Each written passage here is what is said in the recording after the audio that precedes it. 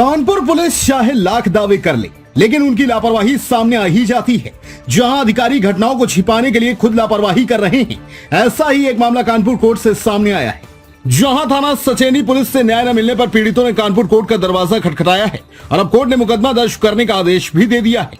दरअसल कानपुर के सचेंडी थाना क्षेत्र अंतर्गत दिनांक 3 अप्रैल को एक युवक विकास शर्मा, जो कि भैला मऊ सचेंडी का निवासी था, जिसको कुछ लोग जिनमें अजीत यादव, रामकिशोर यादव, धीरेन्द्र यादव, अवधेश, मुमताज अहमद कार रिपेयर के नाम पर ले गए थे। उसके बाद विकास ने 11 बजे अपने घर में फोन करके सूचना दी कि इन सभी लोग ने उसका अपहरण कर लिया है। इस संबंध में पीड़ित के अधिवक्ता संजय कुमार सिंह ने बताया कि घटना की जानकारी जैसे ही परिजनों को मिली तो उन्होंने डरकर उस दिन पुलिस को सूचना नहीं दी और अगले दिन विकास का शव खून से लथपथ झाड़ियों में पड़ा मिला। पोस्टमार्टम रिपोर्ट में भी सर पर गंभीर चोटें व जांघ की हड्डी टूटी हुई आई है। इस संबंध में जब पीड़ितों ने थाना सचेंडी में तहरीर देकर मुकदमा दर्ज करना चाहा तो पुलिस ने मुकदमा दर्ज नहीं किया। पीड़ितों ने पूरे 1 महीने थाने स्तर से लेकर पुलिस कमिश्नर, मानवाधिकार, मुख्यमंत्री से भी न्याय की गुहार लगाई, लेकिन उनकी रिपोर्ट दर्ज नहीं की गई। अब कानपुर कोर्ट के मुख्य महानगर मजिस्ट्रेट द्वारा दिए गए निर्देश के बाद मुकदमा लिखने का आदेश दे दिया है। कानपुर समाचार के लिए मनोज कुमार की रिपोर्ट। कुमार सिंह एडवोकेट, कानपुर फौजदारी का एडवोकेट हूँ। ये मामला बहुत ही गंभीर प्रकृति का है। भैला मऊ सचेंडी थाना का है। 3 अप्रैल 2024 को विकास शर्मा, जो कि इनका बेटा है, उसको घर से उठाया गया। एक मामूली सी रंजिश थी कि एक डिजायर कार में एक्सीडेंट हो गई थी उस बच्चे से, तो हुआ कि इसमें 40,000 का खर्चे आएगा, तो बच्चा 40,000 पहले घर से चला 10 बजे सुबह। बाद में जानकारी मिली कि उस कार में कुछ ज़्यादा खर्च था। उस बात को रंजिश मान करके वो लोग पहले तो उसको घुमाते रहे दिन भर। रात में उस बच्चे ने 11 बजे अपनी पत्नी को फ़ोन किया कि हमें इस बात का डर है, ये लोग हमारा अपहरण कर चुके हैं, ये हमें कहीं मार न दे। चूँकि ये गरीब परिवार है, डरे हुए थे कि कहीं थाने में फ़ोन करेंगे तो कहीं मेरा बेटा मार न दिया जाए। ये दहशत में पूरी रात काटे। अगले दिन दिनांक 4 अप्रैल 2024 को उस बच्चे को लोगों ने मार दिया। उसी में से एक लड़का अजीत यादव, वो इनके घर पर आया और कहा कि विकास हमारे साथ तो गया था, लेकिन वो कहाँ है, हम लोग को नहीं मिल रहा है।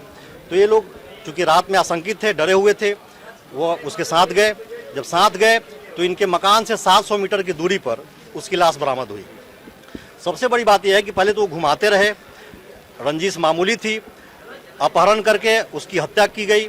35 दिन तक ये लोग थाना सचेंडी में बार बार जाते रहे अपनी एफआईआर को लेकर के।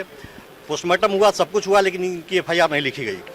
सबसे बड़ी दुख की बात यह है कि जो थाना सचेंडी में उस समय थानाध्यक्ष थे, वो कोई 2 स्टार और 3 स्टार नहीं थे। वहाँ पर अमोल मुरकुट, जो कि आईपीएस अधिकारी थे इंचार्ज, और एक आईपीएस अधिकारी इस घटना को की गंभीरता को संज्ञान में नहीं लिया। मजबूर होकर के लोग मेरे पास आए। हमने जब इनकी प्रसिद्धिजन्य साक्ष्य को देखा तो एक एडवोकेट होने के नाते मुझे बहुत ही दुख हुआ कि जो उसकी पोस्टमार्टम रिपोर्ट थी उसमें 10 चोटें थी, चोटें सर पर थी और ब्लंट ऑब्जेक्ट था, शरीर में 10 चोटें थी। ऐसा प्रतीत हो रहा था कि बिल्कुल घटना जेन्युइन है, इसकी हत्या की गई है, क्योंकि इस घटना में जो उसकी ब्लडिंग थी वो दीवार पर लगभग 8 फीट तक ब्लडिंग थी, नीचे थी। जो उसकी बॉडी बरामद हुई वो झाड़ी में हुई, और अगर एक्सीडेंट होता तो फिर ब्लड की छींटे गाड़ी में मिलते। तो सुनियोजित तरीके से एक बच्चे का अपहरण करके उसकी हत्या कर दी गई।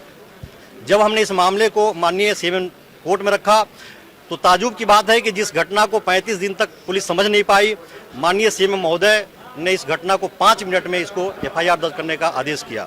मुझे इतना कहना है कि जब कोई थानाध्यक्ष 2 स्टार हो, 3 स्टार हो, और उसकी एक अलग बात है, लेकिन जब कोई आईपीएस अधिकारी बनता है तो उसकी जिम्मेदारी तो देश लेवल पे बढ़ जाती है।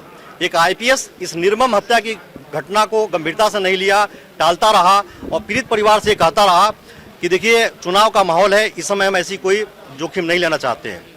तो ये बहुत ही दुखद है। हम अधिवक्ताओं का एक नैतिक जिम्मेदारी न केवल न्यायालय के अंदर है, बल्कि न्यायालय के बाहर भी है, नैतिक रूप से, सामाजिक रूप से और विधिक रूप से। तो मैं आपके माध्यम से ये कहना चाहता हूँ कि जो भी हमारे जिम्मेदार व्यक्ति हैं, ऐसी घटनाओं का पुनरावृत्ति न करें कि किसी की जवान बेटा मारा जाए और उसकी एफआईआर न लिखी जाए। अब वही जो 4 बच्चे हैं, छोटे छोटे 3-3 साल के बच्चे इनके हैं, वो वही रो रहे हैं कि हमारे पापा को बुलाओ या मुझे अपने पापा के पास लेके चलो। इस बात की जवाब कौन दे? पीड़ित परिवार आपके सामने है। इनकी आंसू, इनकी जिम्मेदारी न केवल हमारी है बल्कि आप मीडिया बंधु की भी है। हाँ, माननीय न्यायालय ने आदेश कर दिया 5। आप देख रहे हैं कानपुर समाचार न्यूज। आपके जिले की खबर सबसे पहले देखने के लिए सब्सक्राइब करें हमारा चैनल और बेल आइकन दबाना न भूलें।